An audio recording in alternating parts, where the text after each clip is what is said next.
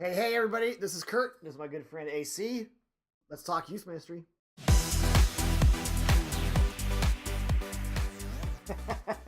You see that delayed? A delayed gunshot. And it was double. It was two-fisted. It was like, I must have watched the Western Channel the other night or something. Like you thought about it. And then... Way too long. How are you? Good. How are you? I'm good. Sorry I'm late. No, Sorry you're I'm late. good. Had some other stuff You're creeping good. in. Seems like, I don't know, Tuesday just runs away from me off the bat. Yeah. Well, because for us, Tuesdays is our get the week started day because we take Mondays off, right? Yeah. So we hit the ground running on Tuesday. Yeah. So what are we talking about today? Dude, we're going to talk about summer. Summer is around the corner, Yes, so we're going to kind of talk about it. Any highlights for the week for you, though? Well, speaking of summer, yesterday I broke up. We had this major heat wave, right? Yeah. Like for the last week. And, yeah. So I busted out, yesterday I busted out my lime green surf shorts. Lime green. I was getting teased. I said, wow. I've officially crossed into summer mentality.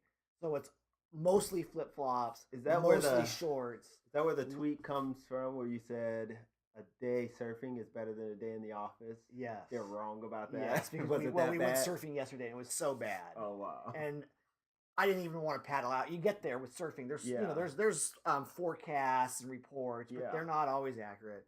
And the surf report said it's supposed to be really good. So we go all the way out there.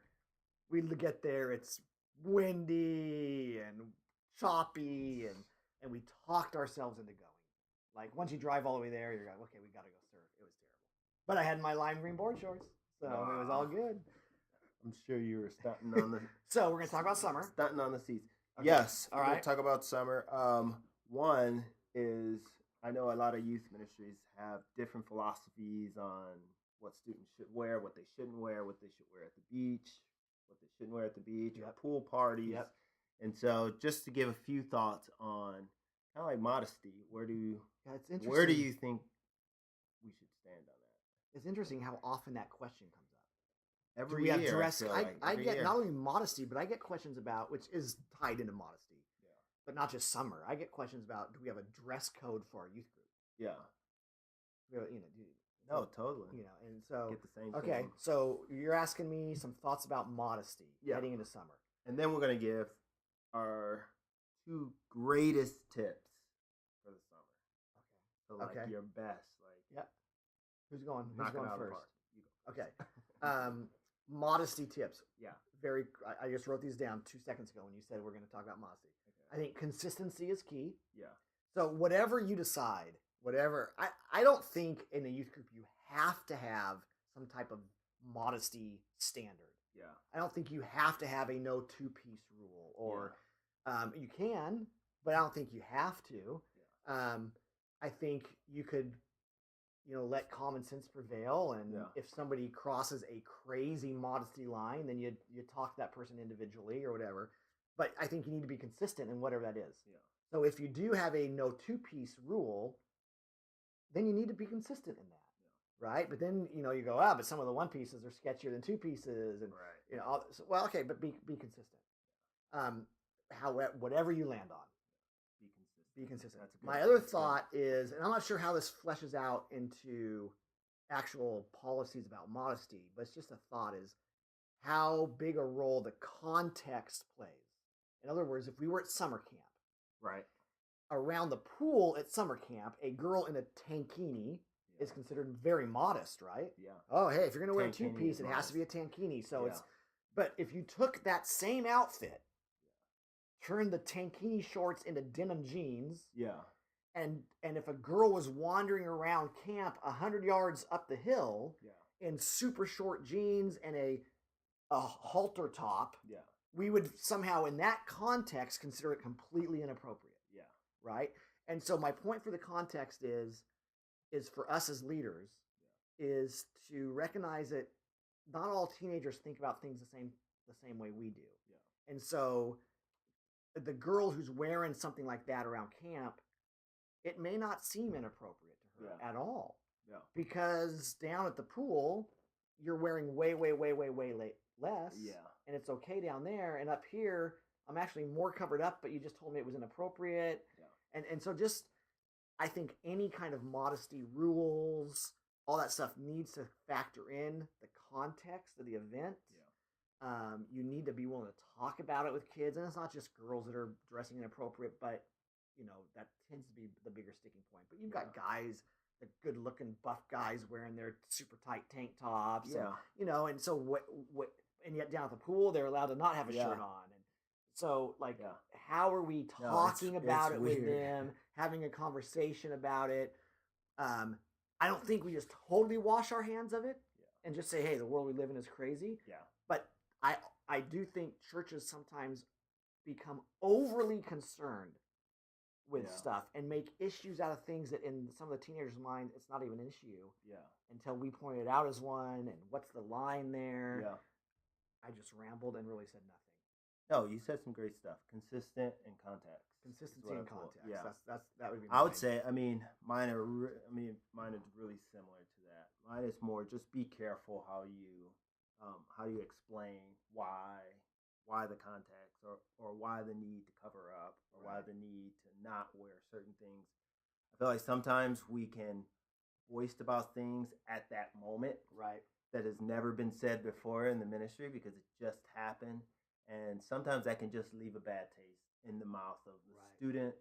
And then you'll get parents involved. So I think in being consistent, I would say this is a topic that you are going to face. So know that modesty is going to be an issue. So start talking about it, in the context of, relationships. Start talking about it in the context of youth group. I know as a guy, it's hard for me to really be keen about guys not wearing shirts and how that is affecting the girls because I'm a guy. And so I don't see him that way. I don't see him like that. So I'm a bit oblivious to it, but I do see the girls, and I know I was once a young guy. I know how that makes them feel. So, and there's that fine line, AC, and I don't even know where I'm going with this, and so I can get myself in trouble. There's a fine line that we walk between. None of us want to sexualize women. Sometimes, in our efforts to make sure we're not sexualizing them, so our modesty policies are driven by a desire not to sexualize women, not causing guys to look at girls as sex objects, and vice versa. But let's just talk about. But yet, if we're not careful, those efforts actually also send sexualizing women messages. Hey, girls, guys cannot handle seeing you in a two-piece bathing suit because you are nothing more than a sex object. They can't handle it. That can be a negative message too. Hey, every girl that's in the pool that has a camp T-shirt on over her bathing suit is now labeled as the girl who had a body that we decided was showing too much skin. So we sexualized it because we had to cover it up. And there's that fine line of we don't want to send the message that guys are incapable of controlling their thoughts. They're incapable of seeing a girl in short shorts without instantly sexualizing it. No, totally. There's some truth in that, but it's also a dangerous message to send also. No, totally. That's why I think that we do that when we jump on this, when we are man, it was way too much skin at the pool. We need to do something about that. Versus, hey, this is something that's a part of youth ministry. Students, the summer hits and it's kind of skimpy. It's and it's not they see it every single day at school, so it's not as in their face as it is for us because we feel like, okay, you're at church, so you should have some kind of idea. But then we never talk about it, and then we see it, and we're like, oh. So I think my tip would probably be talk about it. Talk about it. Make it's something that mostly in relationship. And that kind of thing. Okay, summer tips. When I think about summer, I think a lot of youth groups do one of two things. They either slow way down, do less events, less activities. They shut down small groups. Other youth groups crank it up. We would be a ministry that kind of does both. We slow down in some areas. We cancel small groups, but we crank up our events. We crank up our level of activity. So when it comes to activities, I love my summer tip would be do as many cheap and easy events as you can. And what I mean by that is Cheap in that they're super affordable for kids. Yeah. Especially if you already do summer camp. Yeah. And you're already asking parents to spend $400 or $500 on summer camp. Everything else you do should be cheap. Totally. Okay. Totally. Easy means easy on your volunteers and you who have to run the event. Yeah. And also easy for kids to decide at the last minute they want to go. So the more events you do that require pre-registration and ordering transportation and ordering food, the more of those events you do, I think the tougher your summer is. Instead of just going, look, we're all going to play ultimate frisbee at the park tomorrow. Yeah. It's $1 if you want to eat lunch with us. Yeah. If not, just show up. So what you're saying is no sign-up sheets. So what you're saying, compare your summer to your students' normal summer. It's everything's last minute. Yes. Let's go to the beach. Yes. I have a high school son. Yeah. He is not thinking about signing up for the thing a week and a half in advance in the summer. Yeah. He's sleeping until 11 a.m. Yeah. And then he's rolling out of bed going, what do I want to do today with my friends? Yeah. Oh, HSM is having that thing at the park. I can go to that. But if he had to pre-register and pre-sign up and get a permission slip, then he's just not going to be there. Yeah. So I would say cheap and easy if you can. Good. Around 1 or 2 anchor events like summer camp. Yeah. No, that's good. Mine would be one kind of to go along with that is think about relationships. I think summer can be easy win. An easy win for summer could be relationships. Think about those easy type of things like the park, maybe the beach, maybe a barbecue, a bonfire, something super easy where there's a lot of conversations. A pool party going on, a pool party, just something where a lot of conversations can be had. A lot of times summer can create a lot of core students for you. Right. If you focus, that's why it's kind of dangerous. If you focus on too much of the attraction of what we're going to do, you miss out on you win in the area of, man, summer was awesome, but you miss out on bringing those students in just a little bit closer to being core for and I remember a couple of years ago in our junior high ministry, we went maybe too far on the cheap and easy, and we just had tons. Hey, meet us at Taco Bell. Yeah. Hey, meet us at the park. Hey, just tons of. You don't have to tell us you're coming. Yeah. And we would have